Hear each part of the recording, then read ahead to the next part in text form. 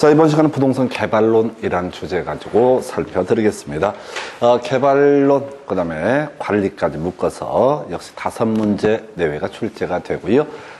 일단 가보겠습니다. 그래서 부동산 개발의 분류라는 주제예요. 그래서 일단은 첫 번째 공공개발, 민간개발, 그리고 공공과 민간의 공동개발, 이렇게 총 3개로 대별을 해보게 됩니다. 그래서 공공개발이라고 하는 것은 국가나 지자체, 토지주택공사가 하는 개발을 가리켜서 공공개발, 1섹터 개발이라 부르고요. 그 다음에 지금 이제 민간개발, 이걸 2섹터 개발, 공공과 민간의 공동개발을 3섹터 이런 표현을 쓰는데 딱 한 번 15년 동안 나왔던 지문입니다. 그래서 일단은 민간 개발이라고 하는 거, 이게 나중에 이제 기본서를 보시게 되면 이 되게 많은 내용들이, 이상한 말들이 나오게 돼요. 그런데 시험 문제라고 하는 것은 거의 이 틀을 벗어나지 않습니다. 그래서 일단은 민간 개발은요, 2개로 대별해 볼 수 있습니다. 그래서 토지 소유자 혼자서 알아서 하는 개발을 가리켜서 자체 개발 사업이라는 용어를 씁니다. 그래서 자체 개발 사업, 이에 비해서 토지 소유자와 개발업자가 결합을 해서 하는 개발을 가리켜서 뭐라 부른다? 지주 공동 사업이라는 용어를 씁니다. 그래서 제가 계속 드리는 말씀이지만 이게 미국 말을, 영어를 일본어로 번역하고 그 일본 한자어를 그냥 우리말로 번역하다 보니까 용어들이 좀 구질구질해요. 그래서 자체 개발 사업, 토지 소유자 혼자서 북치고 장구치고 하는 개발을 자체 개발 사업, 이에 대응해서 바로 지주 공동 사업이라고 하는 것은 토지 소유자와 전문 개발업자가 결합을 해서 하는 개발을 바로 지주 공동 사업이라고 정의를 하게 됩니다. 그래서 자체 개발 사업이요, 토지 소유자가 부동산 개발을 기획하고 자금을 조달하는 개발을 얘기하고, 개발 이익, 그 다음에 그 위험이라고 하는 것은 모두 누구한테? 토지 소유자에게 귀속되는 케이스를 가리켜서 자체 개발 사업이라고 부르게 됩니다. 그래서 이게 한 23회 때인가 하나 구성이 되게 돼요. 그래서 그거는 잘 내지 않습니다. 너무 쉽기 때문에. 이에 대해서 지주 공동 사업이라고 하는 것은 토지 소유자하고요, 그 다음에 개발업자가 결합을 해서 하는 개발을 가리켜서 지주 공동 사업이라고 부르게 됩니다. 자, 그런데 이 지주 공동 사업은요,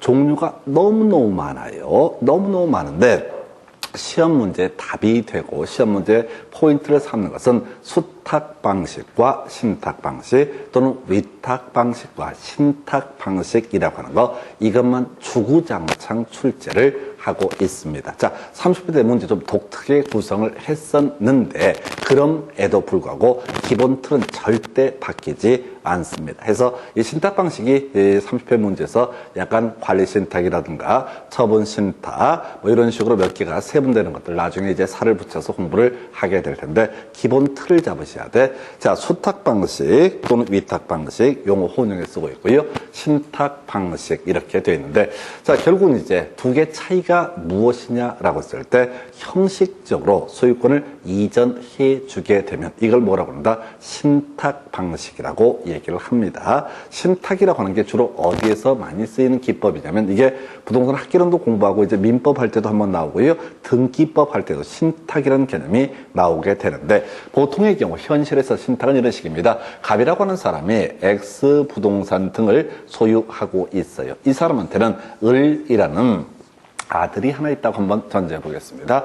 갑의 입장에서 아들은 더럽게 믿음이 가지 않는 아이입니다. 뭐 하면 보나마나 사고치 이렇게 빤히 보여. 자, 본인이 돌아가시게 되면 상속받은 을이 3년 안에 다 말아먹는다, 이렇게 장담할 만큼 믿음이 가지 않는 아이예요. 그럼 얘한테 상속을 시킬 수는 없잖아요. 그러면 누구한테? 을이라는 신탁회사, 이걸 우리가 수탁자라고 이렇게 표현을 하기도 합니다. 맡아두는 사람을 가리켜서 수탁자라는 표현을 써요. 그래서 자, 위탁자, 갑을 맡기는 사람 위탁자라는 용어를 쓰고, 을을 수탁 신탁자라고 용어를 씁니다. 그리고 이 3자, 이 사람을, 이게 병이 돼야 되는구나. 을이라는 사람을 수익자 또는 제3자라고 얘기를 해요. 그래서 신탁이라고 하는 것은 갑이라는 사람이 형식적으로 누구한테 을에게 소유권 이전 등기를 해주게 됩니다. 을에게 형식적으로 소유권 이전 등기를 해줘요. 근데 실제 소유자는 누가 된다?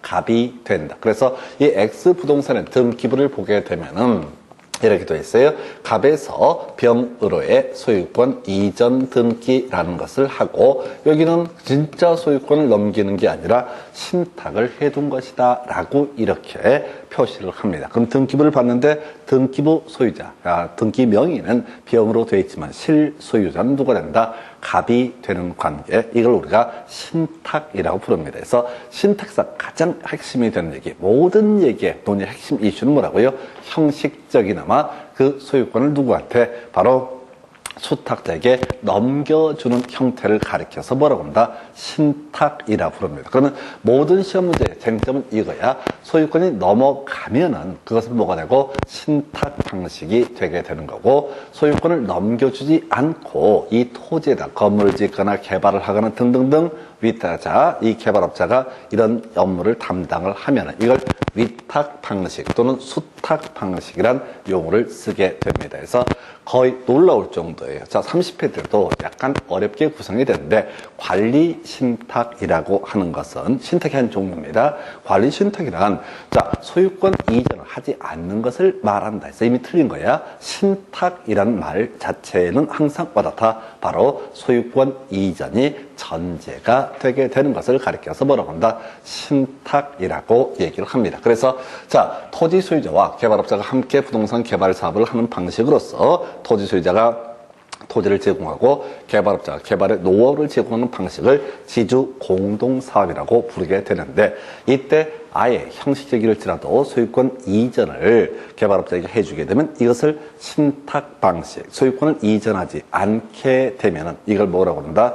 위탁 방식 또는 수탁 방식이라는 용어 혼용해서 쓰고 있습니다. 그래서 자, 수탁 방식, 토지 소유자가 개발업자에게 사업 시행을 의뢰하고 사업 시행자에게 수수료를 지급하는 방식. 근데 여기서 핵심 이슈는 소유권이 넘어가느냐 넘어가지 않느냐가 핵심 이슈입니다. 이 사람도 마찬가지예요. 갑도 누구한테? 신탁회사한테 일정한 비용을 지불합니다. 그럼 뭐 공짜로 해주지는 않을 거 아니에요. 그래서 일정한 비용을 지불하긴 하는데 형식적이나마 소유권을 누구한테? 바로 신탁회사 또는 수탁자에게 이전해주는 방식을 가리켜서 뭐라고 한다? 이걸 신탁 방식이라 부릅니다. 그래서 앞으로 공부하실 때 신탁이란 말만 빨간 신탁, 파란 신탁, 찢어진 신탁 현혹되지 마시고, 신탁이란 말은 무조건 어떻다? 소유권이 이전되는 것을 뭐라고 한다? 신탁이라고 정의를 하게 됩니다. 그래서 이렇게 해서 신탁 방식, 토지 소유자가 토지 소유권을 신탁 기간 동안 형식적으로 개발업자에게 이전하고, 신탁에서 자금을 조달해서 개발 사업을 진행한 후에 일정한 수익을 토지 소유자 또는 이제 이 사람이 지정한 제3자 수익자에게 배분하는 방식을 가리켜서 바로 뭐라 부른다? 이때 이것을 이름하여 바로 신탁 방식이라고 부르게 된다라고 하는 거, 요렇게 개념을 삼게 됩니다. 그래서 요 한 문제짜예요. 이게 이제 지금 30회 때는 두 문제가 구성돼서 한 문제는 어려웠었는데 한 문제는 소유권 이전 되느냐 되지 않느냐를 가지고 쟁점을 잡아냈습니다. 그래서 이게 소위 이제 지주 공동사업 민간 개발 전부입니다. 자, 그리고 세 번째 영어로 나오는 건데요. 요거 대박이죠. 공공과 민간의 공동개발이라고 하는 거. 자, 요것은요, 일단은 미리 말씀을 드릴게요. 지금까지 시험 문제 99% 딱 한 번 제외, 23회 때 제외하고는 BTL 방식과 BTO 방식을 가지고 시험 문제를 구성을 하게 됩니다. 그러면 얼핏 생각해 보면은 너무 쉬운 거 아니냐라고 생각하시게 될 텐데 그게 만만치가 않아. 미리 선입관을 가지고 있으면 모든 게 용서가 돼요. 그렇지 라고 생각하는 건데 이렇게 가지 않게 되면 너무너무 힘들어져요. 자, 요 얘기는 실질적으로 나중에 교재를 보시게 되면 BTL이라고 하는 것은 이렇게 표시합니다. Build, Transfer, with 방식이라고 표시를 해줘요. 영문을 표시해줘요. 그래서 자, B라고 하는 것은 build라는 표현을 쓰게 됩니다.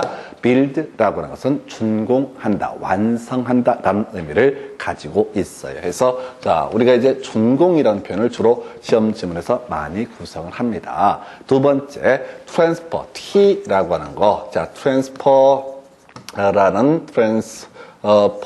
하는 거. 소유권의 이전이라고 하는 거. 실제 시험 지문에서는 귀속이라는 표현을 간간히 쓰게 됩니다. 소유권을 이전한다는 표현 대신에 소유권이 국가 지자체에 귀속되고 이런 식으로 표현을 하게 돼요. 그 다음에 오자는 두 가지가 있어요. 자, 바로 own이라고 하는 거, 소유한다 또는 보유한다 라고 하는 것이 하나가 있게 될 것이고, 그 다음에 이제 운영한다 라고 해서 operating이라는 뜻을, operating이라는 단어를 쓰는 경우도 있습니다. 그래서 operating은 어떻다? 운영한다 라는 의미를 가지고 있어요.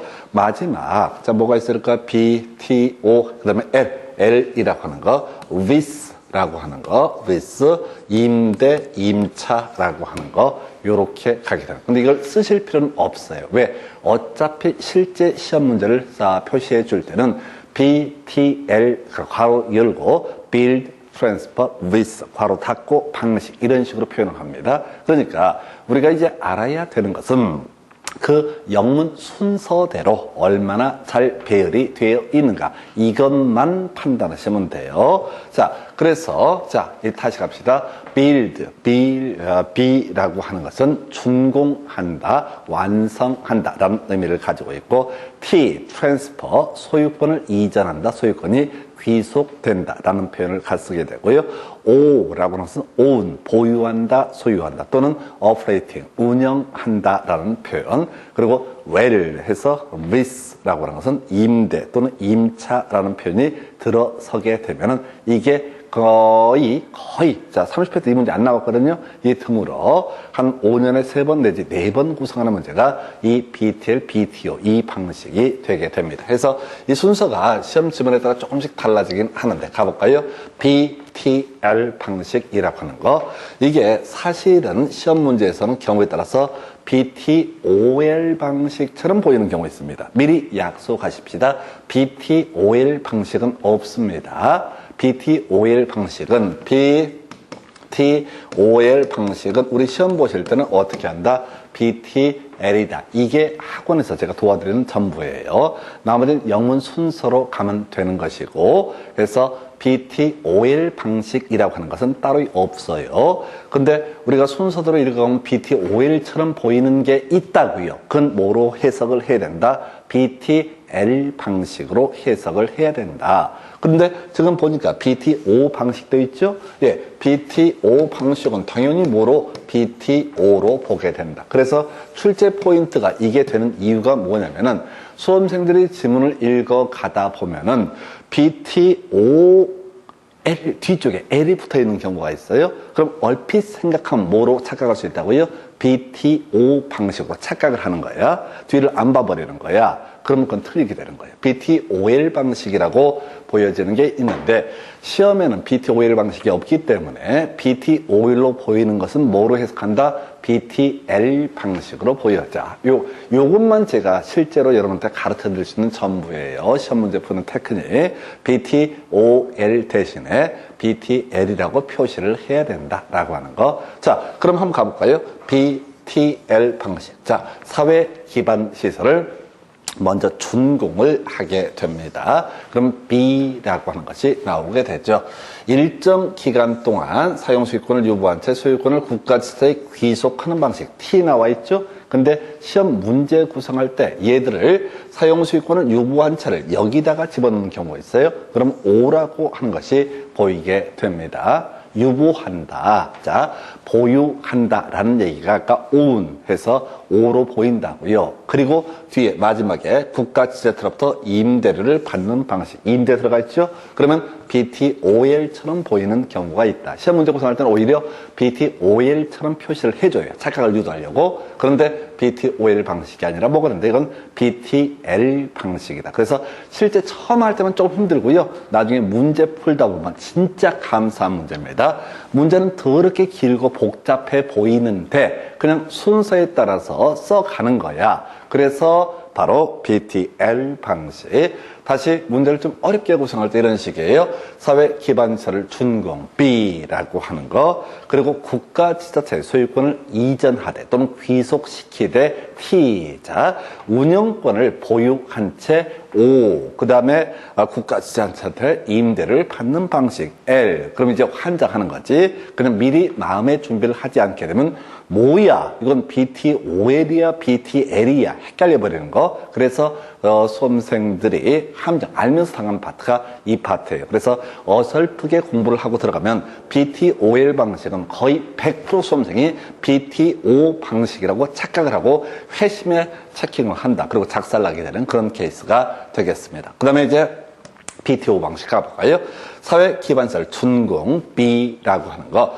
국가지자체에게 소유권이 귀속되되라고 되어 있어요. 소유권 이전이다 T라고 하는 거. 그리고 자, 운영소유권을 보유하여라고 되어 있죠. 예, 그리고 O. 그래서 BTO 방식. 그럼 실질적으로 BTL 방식과 BTO 방식을 비교할 때 마지막에 임대료, 임차 이런 말이 있으면 그건 BTL 방식이 되게 될 것이고 마지막에 임대료 이런 말이 없게 되면 어떻다? BTO 방식이 되게 된다. 그래서 자, 지금 23회 때 문제를 제외하고 지금 한 2년에 한 번꼴로 이 파트가 출제가 되는 것 같은데 모든 문제가 BTL과 BTO를 비교하는 방식이 되게 됩니다. 세 번째 가볼까요? BOT 방식. 먼저 build, 준공이라고 하는 거. 보유라는 표현 나와 있죠? 그럼 이제 own 해서 O를 따는 것이고요. 마지막에 트랜스퍼, 소유권을 이전한다, 귀속시킨다, T 방식 이렇게 가는 거예요. 이건 그냥 시험장 가셔서 읽어서 체킹한다. 그리고 이걸 따로 이 own 뭐 이렇게 따로 외울 필요가 없어. 왜? 어차피 시험 지문에는 뭘 써주니까 build, operate, own, 그 다음에 transfer 이런 식으로 써주기 때문에 실질적으로 문제를 풀어갈 때는 전혀 문제가 되지 않습니다. 그 다음에 이제 BLT 방식이라고 하는 거, 사회 기반 시설이 준공된 후 일정 기간 동안 국가지자체에 임대하여 L 들어가 있고요. 점점점 소유권이 국가지자체에 귀속되는 방식. 이걸 이제 이름하여 BLT 방식이라고 부른다. BO 방식은요, own operating이라는 단어가 나와야 돼서 자, 사회 기반 시설이 준공된 후 소유권 운영권을 보유하여 투자비를 회수하는 방식에서 소유권의 own, 그 다음에 이제 운영, operating의 O를 따서 BOO 방식이라고 구성을 합니다. 그래서 자, 이게 시험 지문 형태로 구성이 되는 경우도 있어요. 근데 어느 쪽이 됐든 전혀 문제가 되지 않는 게 항상 시험에서는 BOO 방식, 괄호 열고 build, own, operating 이렇게 써주기 때문에 그 영문 순서에 따라서 배치가 돼 있으면 그건 옳은 표현, 영문 순서에 맞지 않게 되면 그건 틀린 표현. 그래서 내용을 보면서 이게 BTL 방식인데 BTO 방식 이렇게 쫓아가시면 큰일 나요. 그냥 영문 순서에 따라서 기계적으로 가시게 되면 쉽게 답을 맞출 수 있어요. 그래서 이게 이제 소위 공무원, 민간의 공동개발이라고 하는 게 우리 민자도로 이런 거 있잖아요. 그러면 이제 군인 기숙사, 군 임대 아파트 이런 식으로 여러 개가 있어. 지하철 이런 것도 있을 수가 있겠고요. 그러면 지하철은 어디에 속하느냐 이런 것들이 시험 지문에 예시가 될 수가 있는데 전혀 신경 쓰지 마세요. 그건 흔들어 주는 거예요. 꼭 그 방식을 하라는 법 자체가 없거든. 그래서 도로를 만들 때 BTL 방식을 할 수도 있고 또는 BTO 방식을 할 수도 있는 방식, 여러 가지 경우의 수가 있기 때문에 거기에 사족으로 좀 이제 출제위원들이 좀 디테일한 것처럼 설명을 하는데 우리는 문제를 풀어갈 때는 순서대로 BTOL이면 BTL 방식, BTO면 BTO 방식, BO 방식, BLT 방식 이런 식으로 끊어가게 됩니다. 나머지도 여기서 따로 얘기 안 하는 것도 한번 출제가 됐던 적이 있는데 쫓아갈 필요가 없어요. 그냥 이 순서대로만 가면은 돼요. 그래서 지금 무슨 생각을 해야 되면 이거 너무 쉬운 게 아니냐라고 했을 때 제가 누차 말씀드리지만은 이렇게 쉬운 시험을 지금 뭐죠? 1차 불합격하는 비율을 보게 되면 합격하는 비율 자체가 대략 20%, 15%밖에 되지 않기 때문에 전국의 수험생들 중에서 이런 내용을 가지고도 40, 50점이 제대로 안 나온 사람이 부지기수다라고 하는 거. 왜? 너무 많은 내용을 소화를 하려고 해서 그렇습니다. 그래서 시험에 맞춰서 공부를 하셔야 됩니다. 그래서 이게 두 가지예요. 그래서 앞에서 논의했던 민간 개발이라고 하는 거. 자, 먼저 자체 개발 사업과 지주 공동 사업으로 구분을 해볼 수 있다. 지주 공동 사업은 토지 소유자와 결합자가 결합해서 하는 사업인데 여러 가지 방식이 있는데 시험에서 문제가 되는 것은 수탁 또는 위탁 방식, 형식적으로 소유권을 이전하지 않는 방식을 의미하게 될 것이고 형식적으로 소유권을 이전하는 것을 뭐라고 한다? 신탁 방식이라 부른다. 그래서 30회 때 지문 중에 관리 신탁이란 이런 식의 표현을 던져놨다고요. 관리 신탁이란 어쩌고 저쩌고 몰라. 그래봤자 신탁이니까 형식적으로 다 소유권 이전이 이루어지게 된다. 이렇게 가셔야 돼. 그래서 시험 문제가 어떻게 나오든 간에 신탁이란 단어만 나오게 되면 형식적으로 소유권 이전이 이루어진다. 이렇게 가시겠고, 자, 그 다음에 이제 공공과 민간의 공동개발은 대부분 문제가 BTL 방식과 BTO 방식의 착각을 유도하는 순서. 해서 BTL 방식이란 건, 자, 우리가 공부할 때는 BTL 방식이라고 부르지만 실질적으로 지문 구성할 때는 BTOL처럼 착각을 유도한다. 그래서 성격 급하신 분은 BTOL, O 나오게 되면 이건 BTO야 라고 해서 함정 스스로 파는 케이스가 되겠습니다. 그래서 이 정도가 바로 공공과 민간의 공동개발이라는 형식, 이렇게 살펴드렸고요. 자, 그 다음에 토지 취득 방식에 따른 부동산 개발 사업의 분류라고 해서 이게 이제 답부터 미리 말씀드릴게요. 바로 환지 방식밖에 시험에 낼 수가 없습니다. 환지 방식밖에. 왜? 환지 방식만 설명을 할 거리가 있어. 수용 방식은 너무 간단한 거예요. 자, 우리가 1차 과목에서 민법에서 나중에 물권법 파트에서 그런 내용을 공부를 하시게 됩니다. 뭐라고 얘기를 하냐면은 공용징수라는 표현을 써요. 근데 이 공용징수라고 하는 것은 공익사업의 시행자가 누구한테? 토지 소유자한테 보상금 몇 푼을 주면서 강제로 소유권을 박탈하는 제도를 공용징수라고 부르게 됩니다. 그러나 2차 과목 공법이라든가 중개사법, 세법 이런 데서는 수용이라는 표현을 쓰게 돼요. 수용이라는 표현. 그래서 수용이라고 하는 것은 자, 그 토지를 보통 토지가 주로 대상이 되는데 토지를 보상금 주고 뺏어내는 방식을 뭐라고 한다? 수용 방식이라고 부르게 된다. 그럼 이제 환지 방식은 뭐냐라고 했을 때 주로 도시 개발 사업에서 쓰이는 기법인데요. 자, 도시 개발 구역 안에 여기에 토지 소유자가 여러 명이 있습니다. 보상금을 주지 않고 땅을 다 모아서 도시 개발 사업을 한 다음에 바꿀 환자, 땅 짓자라고 해서 땅으로 다시 분배해 주는 방식을 뭐라고 한다? 환지 방식이라고 부르게 됩니다. 그래서 이게 이제 시험 문제를 구성할 때는 환지 방식밖에 낼 게 없어요. 그게 아니면은 혼용 방식이라는 거, 수용 방식과 환지 방식을 섞어서 하는 것을 뭐라고 한다? 혼용 방식이라고 부르게 된다. 딱 요 정도까지예요. 그래서 지금까지 문제는 16년 동안 환지 방식 2번 출제되고 안 나와요. 중요하지 않습니다. 그리고 혼용 방식, 굳이 이 문제를 달리 구성하고 싶으면 어떻다? 혼용 방식이라고 하는 것도 답이 될 수 있지만 수용 방식은 너무 쉬워서 내지 않을 겁니다. 그래서 하여튼 이런 문제를 출제를 할 때는 출제자의 의도라고 하는 것은 그냥 보너스로 주는 겁니다. 이거 맞추세요 이렇게. 그래서 이런 거 절대 실수하면 안 돼요. 자, 그 다음에 이제 정비 사업이라는 개념이 나오게 됩니다.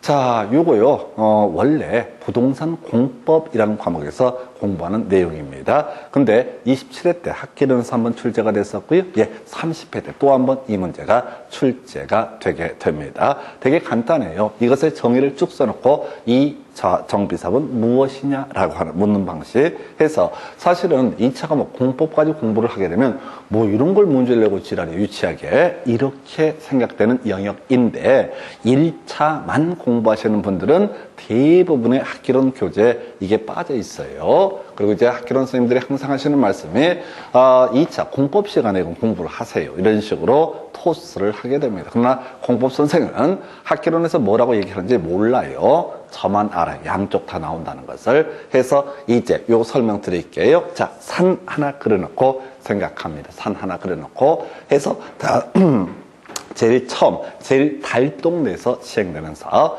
이게요, 80년대, 그때는 뭐라고 불렀냐면, 달동네 개선 사업이란 용어를 썼었습니다. 80년대에는 이 달동네 형편이 어려운 분들 다 쫓아내고 수용하고 강제적으로 싹 쓸어버리는 사업을 달동네 개선 사업이란 표현을 썼어요. 그래서 세월이 흐르면서 용어가 조금씩 바뀌어요. 근데 자, 여기서 이 용어의 기본 논의의 전제는 그겁니다. 그 달동네에 낙후된 너무너무 형편이 주거 환경이 열악한 상태, 이것을 악으로 보는 거야. 악이니까 어떻게 돼? 확 제거해야 돼. 이걸 뭐라고 한다? 개선이라고 해서 현행법에서는 이걸 뭐라 부른다? 주거 환경 개선 사업이라고 이렇게 이름을 붙이게 됩니다. 그래서 주거 환경 개선 사업, 달동네 싹 쓸어버리고 새롭게 거기다 아파트 등을 지어내는 방식을 주거 환경 개선 사업. 두 번째요, 언덕 빼기 정도 산 중턱에서 이루어진 사업을 현행법에서는 재개발 사업이라고 부르게 됩니다. 재개발 사업이라고 불러요. 그 다음에 재건축 사업은요, 평지에서 이루어지는 사업을 뭐라고 한다? 재건축 사업이라고 부르게 됩니다. 그래서 실질적으로 여러분들이 뉴스 같은 거, 신문이라든가 방송 등을 보게 되면은 기자들이 법을 모르기 때문에 재건축과 재개발을 막 혼용했습니다. 어떤 의미인지도 모르고 마구잡이로 써버려요. 어쨌든 법에서 얘기할 때 달동네 개선 사업을 지금 뭐라 부른다? 주거 환경 개선 사업. 두 번째, 중간 언덕 빼기 정도에서 기존의 주택을 쓸어버리고 새롭게 아파트를 지어 올리는 방식 등을 가리켜서 뭐라고 한다? 재개발 사업이라고 부르게 됩니다. 그리고 아파트 재건축이라는 용어를 쓰잖아요. 아파트는 다 어디 있었습니까? 평지에 있잖아요. 그래서 재건축 사업이라는 용어를 쓴다. 그래서 이건 내용을 보기에 앞서서 산 하나 그려놓고 제일 달동네가 뭐가 되고 주거 환경 개선 사업이 되고 어렵습니다.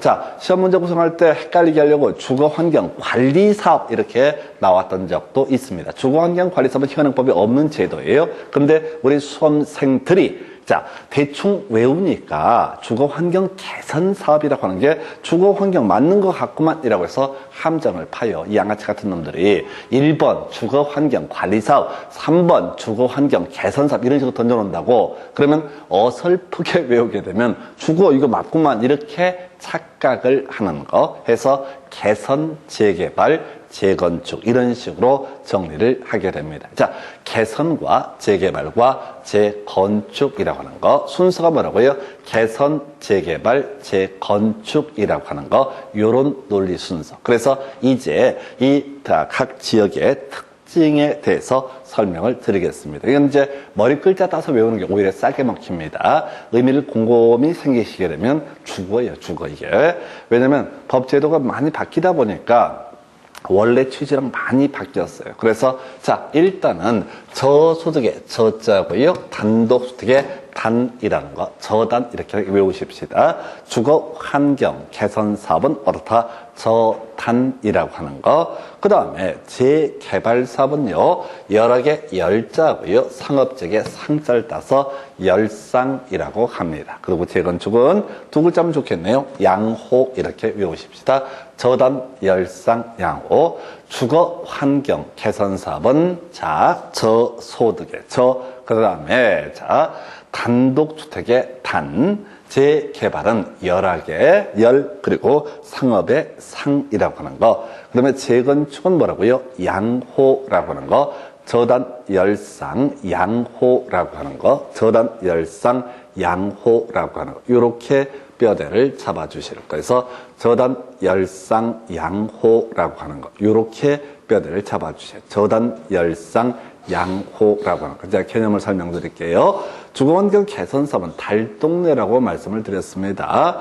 그 달동네 사람들이 사는 이유는 형편이 조금 어려워서, 그래서 저소득의 저를 따게 되는 겁니다. 두 번째요. 이 달동네에는 아파트 같은 경우보다 아무래도 다 쓸어버린 동네니까 단독주택 등이 밀집해 있을 것이다. 그런 식으로 말을 만들어야 돼. 해서 저단이라고 하는 거, 주거환경 개선사업. 두 번째요.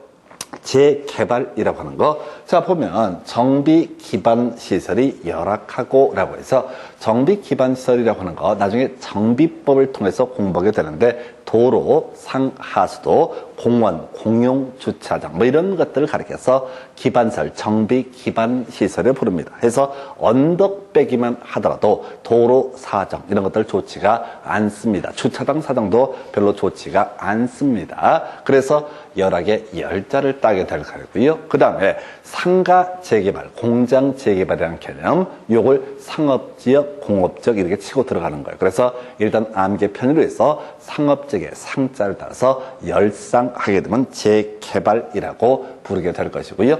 재건축은요, 양호의 양자를 따게 됩니다. 해서 자, 재건축은 정비 기반설 양호. 이게 뭔 소리냐면 재건축 단지 같은 경우는 도로 사정이 그렇게 나쁘지는 않습니다. 수도 사정이 나쁘지는 않습니다. 그래서 이걸 정비 기반 시설이 양호하다라는 표현을 써요. 그래서 자, 주거환경 개선 사업 저단, 그다음에 재개발은 열상, 그다음에 재건축은 자, 양호라고 하는 이 키워드에서 이게 공법 파트에서는 그냥 유치극치입니다. 일단 이것부터 얘기를 시작하고 전개를 해 가게 되는데 지금 어디죠? 학개론 파트에서는 상당히 어려운 주제가 되게 돼요. 그래서 보통 이제 지금 이제 그 시험 끝나고 나서 학교는 어려웠다 이렇게 얘기하시는 분들은 특징이 뭐냐면 주로 1차만 하셨던 분들은 1차만 공부하셨던 분들은 이런 게 공법에서는 그냥 수십 번 반복하니까 너무 감사한 문제가 되는데 1차만 하시고 일반 수험서가 이런 공법적인 내용을 다 빼버리거든요.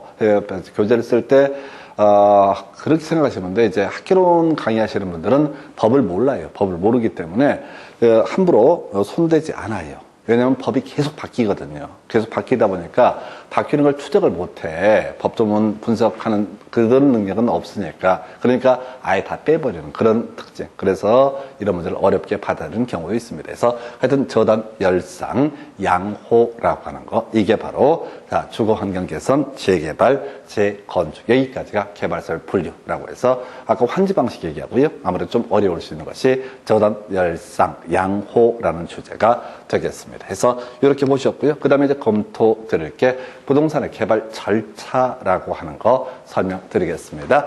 자, 부동산의 개발 절차라고 하는 주제 전체 절차를 물어봤어요. 전에 시험 문제 이런 게 있었습니다.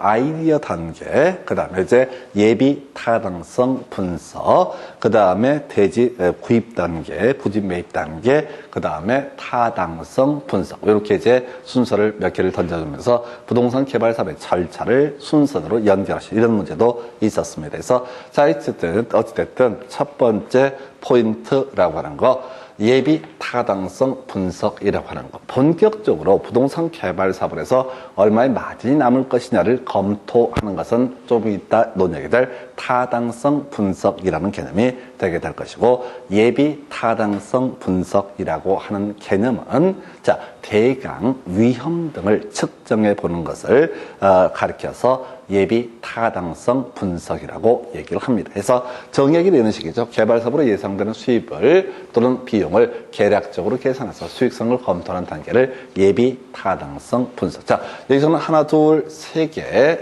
위험 얘기로 주로 쟁점이 나옵니다. 그래서 자, 이게 30회 때 이건 안 나왔던 것 같은데 문제 구성 자체가 첫 번째 바로 위험의 유형이라고 하는 것을 가지고 구성을 하는데, 자, 일단은 한번 볼까요?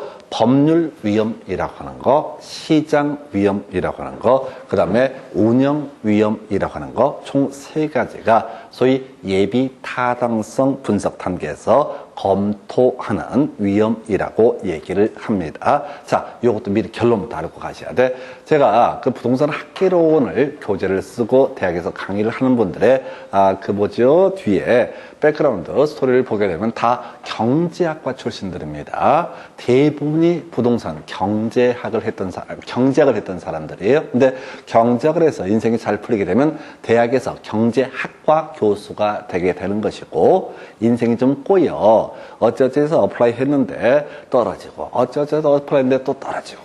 근데 제가 전에 보니까 그거 있습니다. 이게 이제 대학 교수라고 하는 것도 완전 운빨이에요, 운빨. 자, 아는 선배 중에 지금 동국대학교가 거의 교수하는 분이 있는데, 그 형이 조금 이제 인생이 좀 그랬어. 참 상대 나왔거든. 그러니까 서울대학교라든가 고려대학교라든가 연세대학교라든가 한테 약간 밀려. 두 번째 하버드, 예일 당연히 밀려. 운빨 더럽게 없어요. 그래서 그 양반이 충청권에 있는 듣도 보도 못한 대학에 어플라이를 했어요. 왜?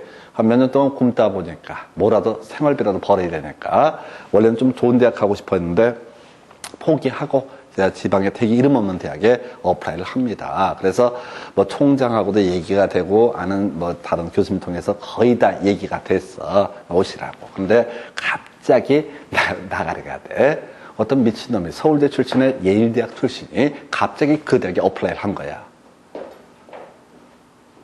미치는 거야. 자기도 그 대학 별로 가고 싶지 않았어. 근데 너무 형편이 어려우니까, 아이고, 그냥 생활비라도 벌어야 되니까. 그 형수님이 이제 고등학교 교사인가 그랬거든. 몇 년 동안 빌부터 사는 게 눈치가 보이잖아. 그래서, 아유, 그냥 생활비를 벌어야 되니까 그냥 알바한다는 마음으로 그 대학에 어플라이 했는데, 아니, 서울대학교 출신의 예일대 출신이 왜 그런 학교를 어플라이 하냐, 기분 나쁘게. 떨어졌어. 또 이제 거의 충청도 저 밑에 있는 대학, 그러니까 이제 법대가 너무 약한 대학에 또 거의 다 됐다고, 거의 술까지 먹었어요. 이번엔 진짜 된다. 근데 이제 또 고대 출신 하버드였구나, 그때는. 하버드가 또 어플라이를 해. 그러니까 우리가 딱 듣기에는 그 둘 다 웃긴 새끼들이야. 아니, 그렇게 가방까지 좋은데 성대 출신도 별로 가고 싶어, 좀 이제 레벨 떨어진다고 생각했던 그 대학을 왜 어플라이 하냐, 기분 나쁘게. 그때는 이제 떨어지니까 진짜 술을 과하게 먹었죠. 근데 한 2달 있다가 갑자기 성신여대 교수가 돼버린 거예요. 기대도 하지 않았어요. 왜? 인서울이니까 힘들거든요. 기대도 안 했는데 갑자기 대학 교수가 돼버렸어. 그래서 그 형이 별명이 있어요. 그 학교 가깝거든요. 그래서 성신여대 학생들이 그 아저씨를 뭐라고 부르냐면 책 읽어주는 남자, 이렇게 별명이 그래. 민법 교수인데 읽어. 법률 행위란 의사표시를. 원래 같이 놀 때도 재미없었어. 더럽게 재미없었던 사람이에요. 그러니까 책을 읽어. 그래서 교수 이름이, 별명이 책 읽어주는 남자. 근데 인생 자기는 핀 거야. 인서울이니까. 근데 한 2년쯤 있다가 그보다 훨씬 법대에서 레벨이 높은 동국대 교수가 돼요. 야, 동국대가 어쩌다 이렇게 됐나? 라는 생각을 했어요. 지금 뭔 얘기하고 있어요? 대학 교수라고 하는 게 운빨이 있어요, 운빨이. 그러니까 자기 기준으로 훨씬, 다운시켜서 어플라이 한 데는 말도 안 되는 스펙 가진 애들한테 다 깨져버리고, 뭐 성신서 이런 거 원서 낼 때는 안 된다고. 그냥 혹시나 해갖고. 근데 아무도 지원을 안 한 거야, 내가 보기에는. 제가 전에 모델 했던 적이 있거든요. 학군 모델. 진짜 대학 다닐 때 모델을 응시했던 이유는 딱 한 가지예요. 모델은 여학생들은 얼마나 예쁠까, 이게 궁금해가지고. 그게 궁금해서 갔어. 근데 가니까 좀 이상해, 느낌이 이상해. 이게 이런 정도는 아닌 것 같아. 근데 이제 제가 또 그때는 넉살이 좋아서 그 담당자하고 얘기를 해봤어요. 어떻게 된 거냐, 이게. 그러니까 그분이 말씀하는 게, 이 사람만 응시를 했었다. 미달했던 거죠. 다. 뭔 얘기가 여기까지 왔어요? 부동산학과 교수의 스펙에 대해서 말씀해 주다가. 자, 그럼 부동산, 저는 이제 이게 보시게 되면 이제 예비 타당성 분석에서 법률 위험이 있고 시장 위험이 있고 운영 위험이 있어요. 한번 읽어볼게요. 시장 위험부터 먼저 보겠습니다. 자, 부동산 개발 사업 과정에서 그 시장의 불확실성 때문에 발생하는 위험, 예시값으로서 부동산 시장의 침투율은 공실률의 증가, 빈 공실이 많이 늘어나게 되더라. 이런 것을 뭐라고 한다? 시장 위험. 두 번째, 운영 위험이라고 하는 거. 개발 사업 과정에서 개발업자에게 발생할 수 있는 비용상의 위험. 그래서 개발 기간이 지연됨에 따라 발생하는 인플레이션, 화폐 가치 하락 위험. 이런 것을 뭐라고 한다? 운영 위험. 이해가 되세요? 아, 이해가 돼요? 저는 솔직히 이해 안 돼요. 뭐 시장 위험이나 그 말 같은데? 아, 그렇다고요. 저는 전공이 경제학보다는 아무래도 법학을 오래 했으니까. 제가 보기에는 시장 위험이나 운영 위험이 훨씬 어려워 보여요. 그런데 법률 위험 가볼까요? 법률 위험 보니까 개발사업 과정에서 발생할 수 있는 공법상 위험과 사법적 위험이라고 해서, 자, 뒤에서 공부하게 될 텐데요. 공법상 위험이라고 해서는 용도 지역이라는 개념입니다. 대한민국 토지에는 21개 중에 하나의 등급을 매겨서 건폐율과 용적률, 용도 제한, 높이 제한 등을 규제하기 위해서 전국토 각각의 필지에 대해서 21개 중에 하나의 용도 지역을 지정을 해놨습니다. 그런데 그 용도 지역이 변경되게 되면은 원래 개발 가능했던 종목을 못할 수도 있고, 이런 위험을 가리켜서 뭐라고 한다? 공법상 위험이라고 얘기합니다. 국가와 국민의 관계에서 발생하는 위험이에요. 그러다 치고, 사법상 위험은 그 관련 업체의 부도, 이런 것들을 가리켜서 사법상 위험.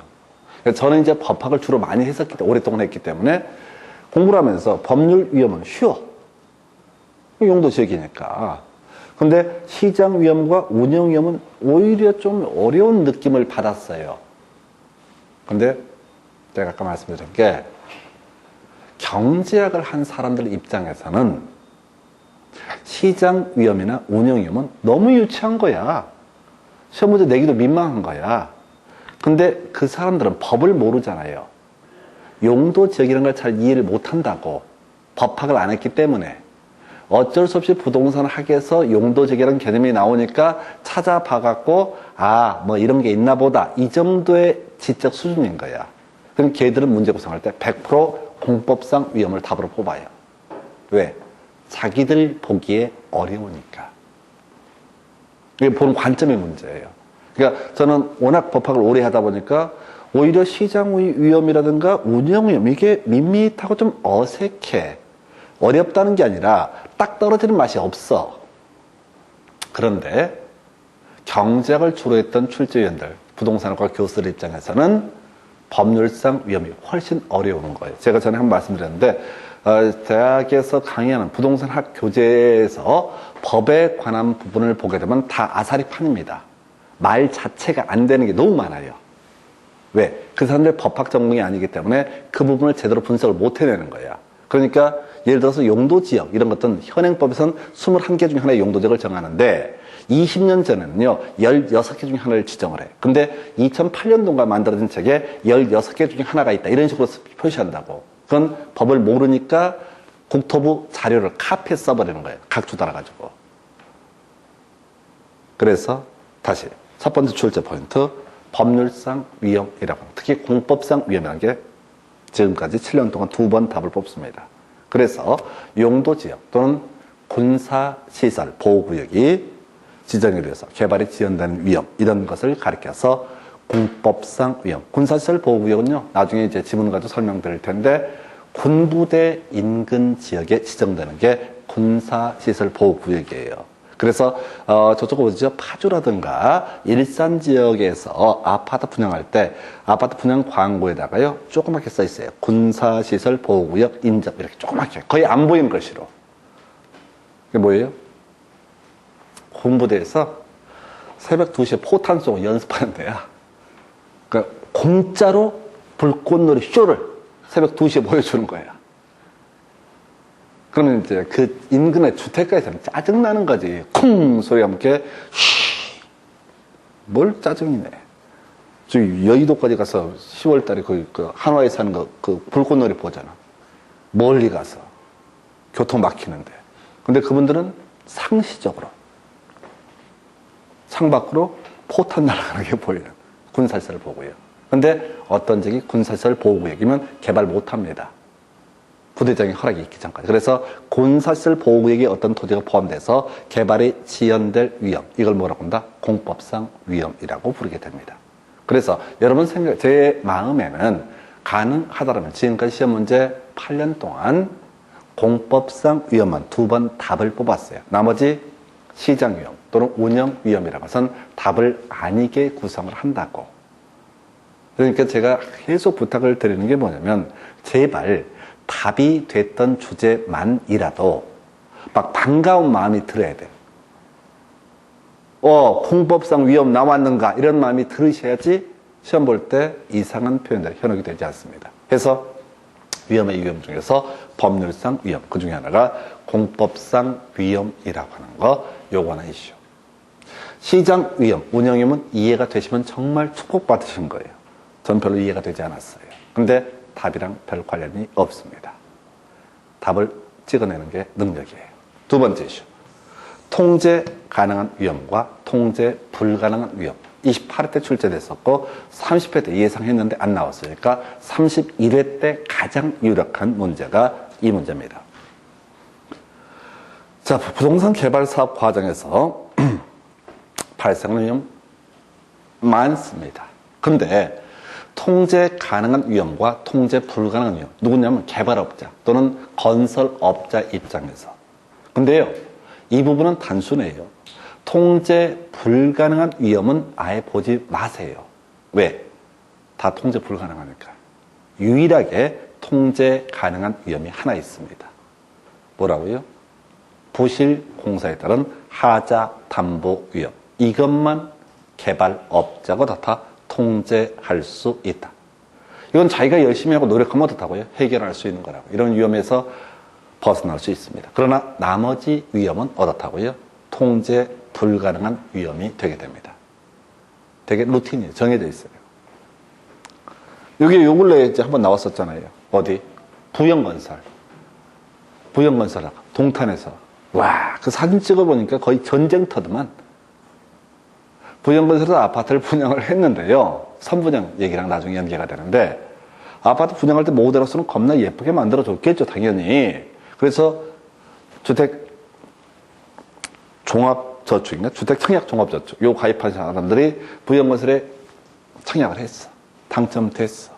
매우 기뻐. 중도금, 잔금 다 짚고 지급을 하고 이제 드디어 입주를 하러 갔는데 이상해 집이. 복도가 막 깨져 있는 데가 있고. 그래서 나중에 그 사연 들어보니까 공기를 한 1년을 단축을 한 거야. 이런저런 이유가 있어가지고 3년 동안 공사를 한다고 하면은 3년 동안 나눠서 공사를 해야 되잖아요. 차근차근. 근데 그게 아니라 하도 이 직원들 뺑뺑이 돌리다 보니까 딴 데 공사 현장부터 먼저 투입한 거야. 근데 막상 보니까 분양 입주할 시기가 다가오는데 안 되는 거야. 날밤 새 가면서 급하게 3년 동안 할 공사를 1년 동안 해버린 거예요. 그러니까 이제 시멘트도 제대로 안 굳고 아사리판이 돼버린 거예요. 그러면 이제 저는 다 텔레비에 나온 얘기만 합니다. 이중근이 아니죠. 글쎄요, 이중근이라고 제가 대놓고 막말할 사이는 아니라서 혹시 그분이 보시게 되면 안 되니까 회장님께서는 모르셨겠죠? 라고 저는 생각합니다. 설마 알면 그게 사람 새끼겠습니까? 하여튼간에 이런 건 어떻다? 개발업자가 통제할 수 있는 이유. 그러니까 여러분 기억에는 통제할 수 있는 이유 하나만 기억하셔야 돼요. 유일하게. 그러니까 이게 제가 만든 교재가 아니라 제가 대학에서 쓰는 부동산학 교재를 제가 보거든요. 이 분류를 어떻게 하는지. 근데 유일하게 통제 가능한 위험, 이거 하나만 예시를 하고 있어요. 나머지는 다 통제할 수 없는 위험. 예를 한번 들어볼까요? 매장 문화재 출토에 따른 위험. 뒤집니다. 문화재 출토되면 올 스톱입니다. 그 개발 주체가 설령 국가라고 할지라도 절대 다 발굴해야 됩니다. 요 근래 기억나시려는 모르겠다. 저쪽에 강동구, 서울의 강동구, 천호동 일대, 거기 유적지거든요. 삽질하게 되는 순간 뭐가 나올 수밖에 없어? 유적이 나올 수밖에 없어요. 유적이라는 게 뭐냐면은 고려 청자, 백제, 조선 백자 이런 게 아니야. 사람이 살았던 흔적 그 자체가 다 문화재입니다. 그러면 생각해 보십시다. 한강가거든요. 수만 년 동안 사람이 안 살 수가 없지. 사람이 살 수밖에 없어. 만약에 사람이 사는 흔적이 없다. 그러면 그건 저주받은 땅이 뭔지 모르지만 당연히 삽질하는 순간 유적이 나와요. 그러면 어떻게 돼요? 공사를 중단해야 됩니다. 그리고 유적을 모두 발굴 또는 보존 조치를 한 다음에 뭘 할 수 있다? 삽질할 수 있습니다. 문화재 틈은 끝장납니다. 근데 그게 이제 천호동 사건이 왜 문제가 되냐면 삼표 페인트라고, 삼표 레미콘이라고 들어보셨어요? 잘은 몰라도 삼표 레미콘이라는 게 있었다고. 그 애들이 1970년대 초반에 그쪽 강동구 천호동 일대로 본사가 옮겨갔어요. 그럼 그때도 관련 법에 따라서 발굴하고 문화재가 있으면 보존 조치를 하고 그리고 나서 건물 짓던가 말던가 해야 돼요. 그런데 최근에 그 삼표 레미콘 회사가 딴 데로 이사를 갔어요. 그 토지를 매수한 업체에서 이제 건물 지으려고 삽질을 하는데 갑자기 밑에서 기가 막힌 게 발견됩니다. 콘크리트가 타설이 되는 장면이 딱 보여요. 바닥이. 한 2m 파니까. 그래서 우리나라 역사가 바뀌었잖아요. 우리는 구석기 시대부터 시멘트를 쳐서 콘크리트 모르타를 섞어서 공굴이 친 다음에 살았다는 그게 입증이 되는 거예요. 뭔 소리냐면 70년대 삼표 레미콘에서 건물 지으려고 삽질하다 보니까 문화재가 나오잖아요. 유적이 나오잖아요. 그 발굴하고 신고하게 되면 다 올스톱 해야 되니까 야야 레미콘 부어! 그래서 우리 역사에 우리 선조들은 천호동 일대에 살았던 선조들은 5만 년 전부터 이 시멘트를 활용하는 기법을 가지고 있었다. 이런 평가가 나와요. 이번 두 번째 삽질하는 일은 뒤졌습니다. 시멘트 다 제거한 다음에 조심스럽게 그 다음에 뭘 해야 돼? 유적 발굴 다 해야 돼. 그거 보면 참 롯데가 뛰어난 애들이에요. 롯데도 잠실 쪽에 뭐 막 짓잖아요. 타워도 그렇고. 전에 아파트 지을 때도 롯데가 참 잘해요. 그런 것들은. 걔들은 아파트 지으려면요. 그 당시 법에 따르면 3m를 파야 돼요. 법상. 그래서 3m 사이에 유적 같은 게 발굴되면 무조건 뭘 해야 돼요? 그걸 다 복원을 해야 돼요. 아파트 지어야 되는데, 건물 지어야 되는데 언제 복원하겠어요? 그래서 롯데 같은 경우 제가 알기로는 획기적인 방법을 채택합니다. 흙을 3m를 쌓습니다. 일단. 아파트 건설 예정에다 흙을 3m를 일단 쌓! 3m를 다 쌓죠? 확인해! 3m 쌓나 안 쌓나? 다 쌓고 나서 뭘 해야 돼? 다시 이제 공무원 불러가지고 자 이제 삽질해 보겠습니다. 유적이 나오나 안 나오나? 그래서 롯데가 공사를 할 때는 절대 유적이 안 나오는 그런 기적을 보여줍니다. 좀 뭔 얘기하고 있어요? 매장문화재 출제되는 위험은 통제할 수 없는 위험. 그러나 롯데는 이걸 통제를 해요. 기적을 보여줘요. 삼표 페인트도 통제를 해. 두 회사를 제외하고는 통제를 다 못해. 그 다음에 거시적 시장 환경 변화에 따른 위험. 뭐 부동산 경기가 크게 침체한다. 이런 것들은 개별 업자가 해결할 수 없죠. 사업지 주변에 사회 간접 자본시설 지연에 따른 위험. 이게 뭡니까? 나홀로 아파트. 아파트 지을 때는 도로도 확장하고 학교도 들어선다고 얘기했는데 지자체에서 도로 확장 안 해주고 학교 설치 안 해가지고 애들의 논으로 쭉 걸어서 시골 애들도 아닌데 그런 게 이게 사회 간접 자본시설 지연 위험. 그 다음에 최근에 나왔던 게 행정의 변화에 따른 인허가의 지연 위험. 그래서 땅을 살 때는 허가가 나올 토지였었어요. 근데 아까 우리 공법상 위험이라는 개념이 있었죠? 용도 제품이 바뀜에 따라서 인허가가 지연되는 것. 이거는 구술을 하는 걸 제외하고는 해결할 책이 없죠. 즉 사업 시행자가 통제할 수 없는 이유. 이걸 외우시면 안 돼요. 그냥 부영건설 이중근 회장 얘기를 하면서 바로 뭐죠? 부실공사에 따른 하자 담보 위험. 이것만 다 통제할 수 있는 위험. 이렇게 갑니다. 그래서 이게 두 번째. 그래서 공법상 위험 이슈 하나 돼 있었고 통제할 수 있는 위험과 통제할 수 없는 위험 비교하는 게 한 문제짜리. 세 번째 이슈. 자, 나오게 됩니다. 바로 개발 사업의 긍정적 요인이냐 부정적 요인. 7년 동안 두 문제 나왔던 영역입니다. 이것도 그냥 몇 가지 용어 정도만 아시면 쉬워요. 한번 가볼까요? 자, 아파트 개발 사업을 합니다. 또는 재건축 사업을 합니다. 그런데 토지 가격, 그 개발 예정지 토지 가격이 하락하면 어떻다? 이것은 긍정적 요인. 상승하면 부정적 요인. 두 번째, 공사비, 건축자재 가격 등이 하락하면 당연히 긍정적 요인. 상승하면 부정적 요인. 세 번째, 공사 기간이 어떻게 하다 보니 단축되고 있다, 상대적으로. 예를 들어서 장마철에 공사 못할 거로 봤는데 비가 적게 와서 공사가 단축기간. 그럼 공사기간 단축, 긍정적 요인. 그 다음에 연장은 부정적 요인.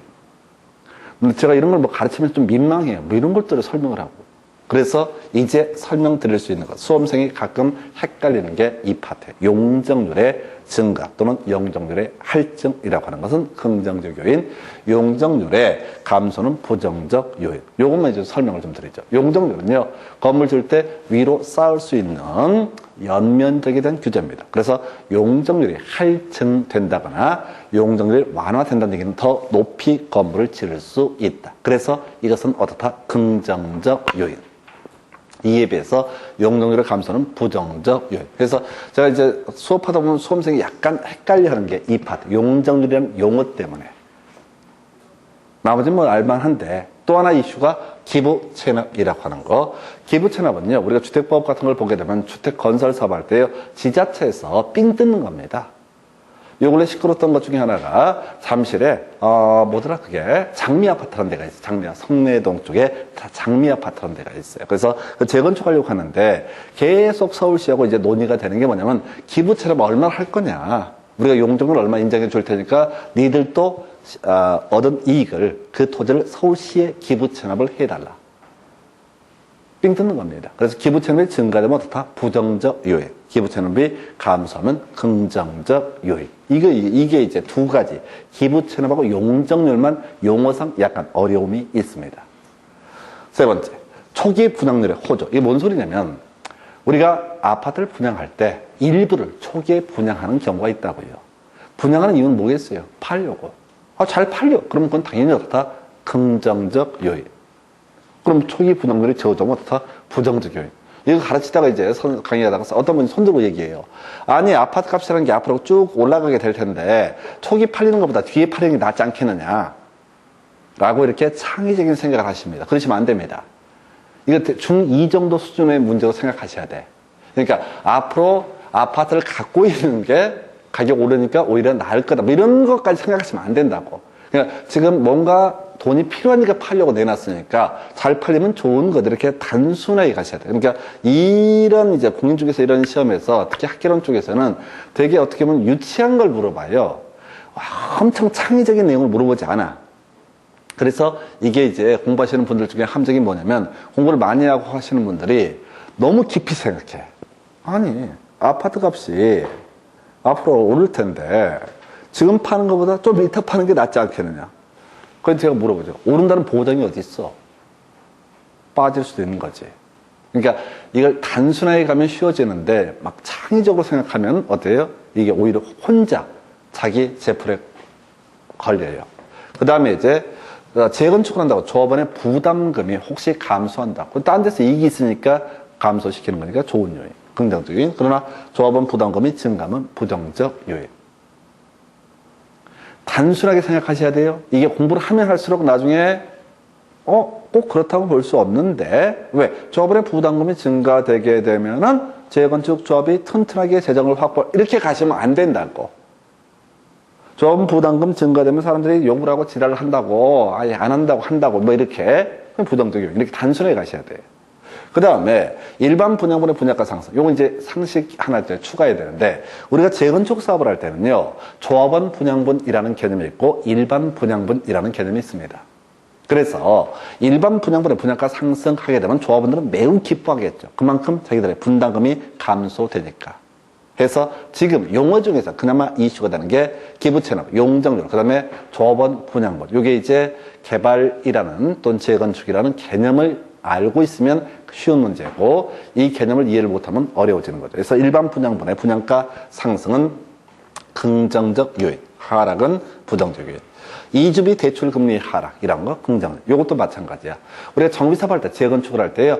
거기 원래 살았던 분들 이주해야 되거든요.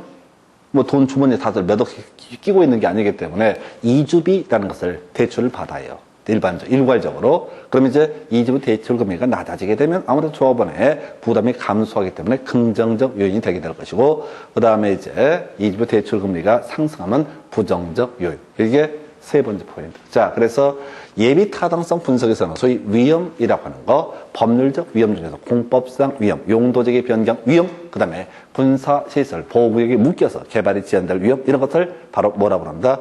공법상 위험이라고 합니다. 그 외에 운영위험, 시장위험은 큰 쟁점이 되지 않는다. 두 번째, 통제 가능한 위험과 통제 불가능한 위험이라고 하는 거, 부실공사에 따른 하자 담보책임, 이것만 어떻다? 바로 통제 가능한 위험이고, 나머지는 볼 것도 없이 다 통제 불가능한 위험. 왜? 모든 부동산 학교는 교재에서 통제 가능한 위험 하나만 들고 있어요. 어차피 그 아이들도 창의적으로 문제 구성하는 게 아니라 기존에 나와 있는 교재를 가지고 짝짓기를 하기 때문에. 세 번째, 자, 재건축 또는 재개발 사업소에 있어서 긍정적 요인, 용적률 할증, 기부 체납 감소, 일반 분양분의 분양가 상승 등은 어떻다? 긍정적 요인. 되게 쉬워요. 근데 시험에서는 여러분들이 고생하셔서 시험 보기 때문에 절박한 마음이 자꾸 들어. 그래서 너무 깊이 생각하세요. 그래서 오히려 함정에 빠집니다. 그러니까 외우라고 하는 몇 가지를 갖고 그냥 외워서 그냥 찍는다고 생각하시는 게 제일 좋아요. 근데 이제 시험이라는 게 1년에 한 번 보기 때문에 계속 스트레스가 쌓여요. 그 시험장 가면 엄청 스트레스가 쌓여요. 이게 뭐라고, 이게 뭐라고, 이게 뭐라고. 이러면 중개사측이 뭐라고. 따면 본전이고 이게 문제야. 따면 너무나 가족들, 어머, 중개사를 땄어? 이렇게 하지 않아. 너네 아빠 땄댔다. 이거다고. 근데 혹시 결과가 안 좋거나 그러면은 분위기 쌀쌀해. 두 번째, 애들한테 모양새가 안 좋아. 가끔 보면 그런 분들이 있어요. 중개사증 공부하시면서 그냥 애들한테 뭔가 아빠의 또는 엄마의 뭔가 성실함 등등등을 보여주겠다. 예, 그분 떨어집니다. 확률상. 왜? 쓸데없는 생각하는 거야. 뭐 자기가 되게 거창한 일을 하고 있다고 착각을 하고 있다고. 아, 우리 아빠가 자격증을 땄어? 와, 우리 아빠 괜찮은 사람인데? 와, 엄마가 머리가 좋은가 봐. 아무 관심 없어. 엄마 공부하러 나가잖아요. 애들 되게 좋아해요. 아빠 공부하러 가잖아요. 엄마는 더 좋아해요. 왜? 술 처먹고 안 들어오거든. 와서 시비 안 걸거든. 매우 좋아해. 그러니까 이렇게 쓸데없는 생각을 막 하시는 분도 있어요. 시험 공부하는 걸 갖고 뭔가 나는 국가와 민족을 웃기고 있어. 뭐 이쪽은 따든 안 따, 아무 관심도 없어. 그 이제 혹시 교회 다니시거나 이런 분들 이제 나중에 공부하시면은 스트레스 받으니까 톡도 잘 연락도 안 하고 그래요. 그럼 주변에 막 더 걱정해. 뭔 일 있냐고. 그럼 그렇게 얘기하시면 돼. 종말론을 빠졌다고요. 10월 31일이 종말이라고. 그날이 시험이거든요. 안 그러면 자꾸 물어보거든. 어디 가냐고. 근데 시험에 좀 자신 있으면 그냥 복덕방 준비해 이렇게 하면 되는데 괜히 또 그냥 내가 떨어지면 제가 뭐라고 얘기할까봐 쫄아가지고 막 거짓말 하다가 나중에 우연히 알게 돼. 한 달이 건너서. 그러면 더 쪽팔려갖고 많이 그러려고 그런 게 아니라 그것만 기억하시면 돼. 아무도 나의 삶에는 관심이 없어. 그죠? 맨날 술 처먹고 들어오다가 술 안 먹고 들어오면 그나마 좀 사람이 돼가는구나 라고. 그러면 그건 종말로 그날까지 10월 31일까지만 다시 그날 다 힘들면 다시 정상으로 돌아가요. 자, 이 정도고요. 그 다음에 이제 타당성 분석까지 가보겠습니다. 그래서 타당성 분석은 우리 예비 타당성 분석한 데서 실질적으로 돈이 될 것인가 안 될 것인가를 확인하는 과정을 타당성 분석이라고 부르게 됩니다. 그래서 자, 요거 제가 올해 찍어서 나왔던 문제, 찍어서 나온 건 아니고 주기상 나올만 했었어요. 바로 입지계수라고 하는 거, 입지계수라고 하는 거. 자, 요거는 공식을 외우려고 하지 마시고요. 먼저 틀을 잡으셔야 돼요. 전체분의 일부, 끝. 입지계수라고 하는 건 뭐라고요? 전체분의 일부. 아니, 오늘 당장 시험 볼 게 아니기 때문에 공식의 틀을 잡으셔야 돼. 전체분의 일부. 그래서 시험 문제에서 이렇게 나옵니다. A지역의 X산업의 입지 개수를 구하시오. B지역의 Y산업의 입지 개수를 구하시오. 이게 이제 무슨 얘기를 하냐면 그 지역의 주된 사업, 메인 사업이 무엇이냐를 검토하는 거. 우리가 부동산 개발을 함에 있어서 예를 들어서 안산의 공단 인근 지역에다가 누가 아파트를 짓겠다라고 얘기하면은 그 또라이입니다. 그 흐름을 쫓아가야 된다고. 공단 한가운데다가 아파트를 지으면 사람들이 좋아하냐고. 어머, 공짜로 공단을 볼 수가 있어. 이거 아니잖아요. 주거는 주거끼리, 상업은 상업끼리, 공업은 공업끼리 가는 거라고. 공단 산업단지를 개발하는데 근처 공장 가까운 데도 개발을 해야지. 아무도 없는 공장에다가 외딴 섬에다가 드디어 산업단지를 개발하겠다. 공장 용대를 개발 안 된다고. 그래서 입지개수라고 하는 것은 그 지역의 주된 산업의 특성이 무엇이냐를 검토하는 거예요. 그래서 이건 나중에 이제 문제 가지고 볼 텐데 제가 일단 기본 틀 전체분의 일부라는 개념만 기억해달라. 전체분의 일부. 자, 가볼까요? 자, 분모를 계산하는 방법. 전국의 전체 고용자 수분의 전국의 X산업의 고용자 수가 일단 분모값입니다. 다시요. A 도시가 있고 B 도시가 있고 C 도시가 있다고 쳤을 때 여기에 A 도시에 X 산업도 있고 A 도시에 Y 산업도 있고 B 도시에 X 산업도 있고 B 도시에 Y 산업도 있고 C 도시에 X 산업도 있고 C 도시에 Y 산업도 있다. 쭉 이렇게 인식으로 문제를 던져줘. 구자 사례를.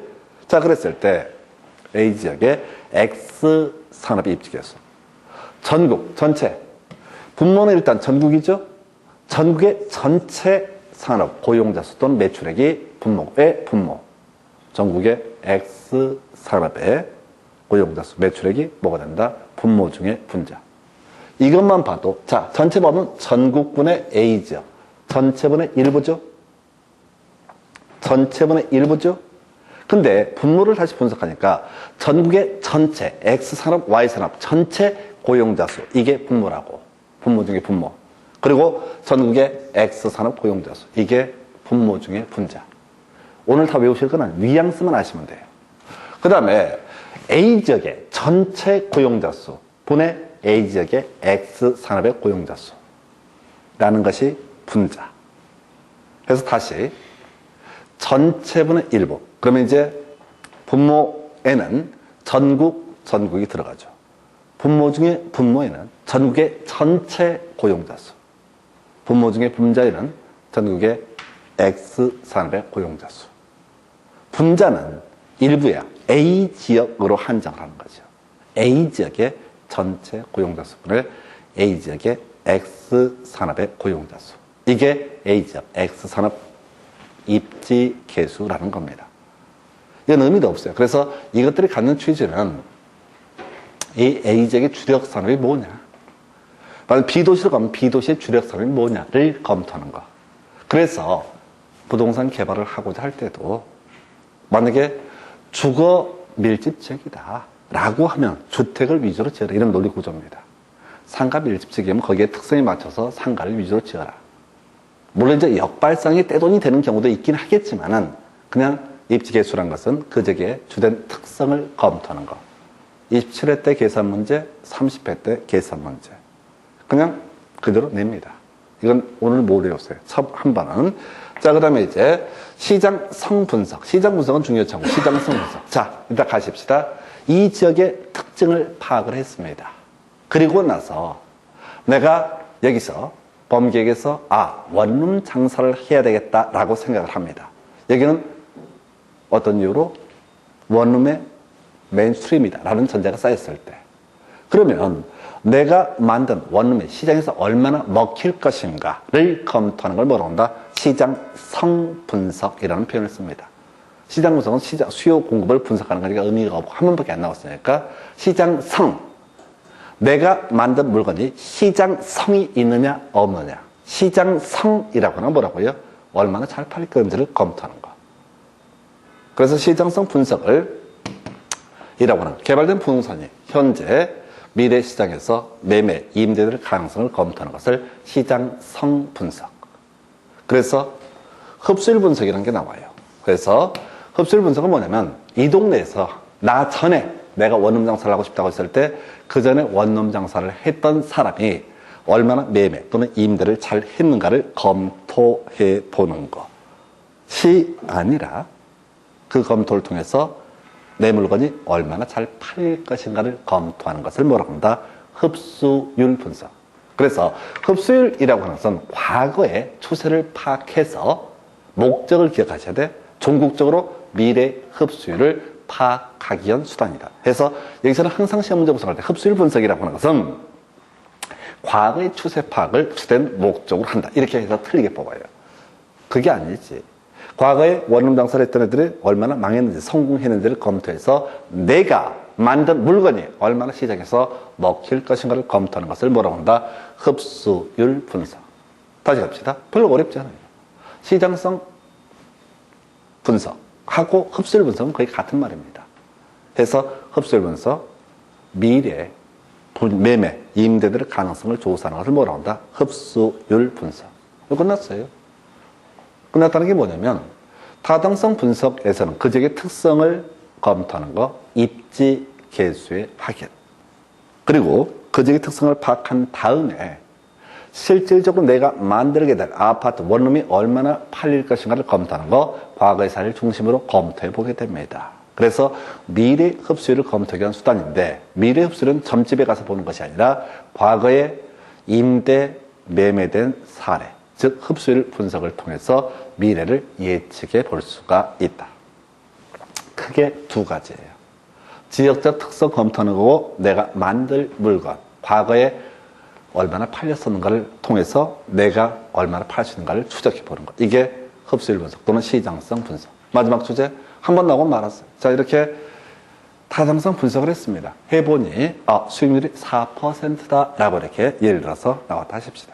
그러면 어떤 투자자는, 어떤 개발업자는 4% 투자 수익률을 바라보고 개발을 할 수도 있을 것이고, 어떤 사람은 저기는 한 6% 이상에 투자할 거라고 생각하면 어떻다? 개발을 하지 아니할 수도 있다. 별 의미 없어. 23회 때 나왔는데 개발 사업에 대한 타당성 분석 결과가 동일하다라고 했을지라도 그 분석된 사업안에 대해서 개발업자에 따라서 개발을 할 수도 있고 하지 아니할 수도 있다라고 해서 23회 때 나왔던 쟁점, 큰 쟁점 안 됩니다. 그래서 입지개수 전체분의 일부, 그리고 흡수율 분석이라는 것은 미래 흡수율을 파악하기 위한 수단이다. 이렇게 정리를 합니다. 이게 개발 사업의 절차 보시고 잠시 끊었다가 나머지 내용 이어가겠습니다.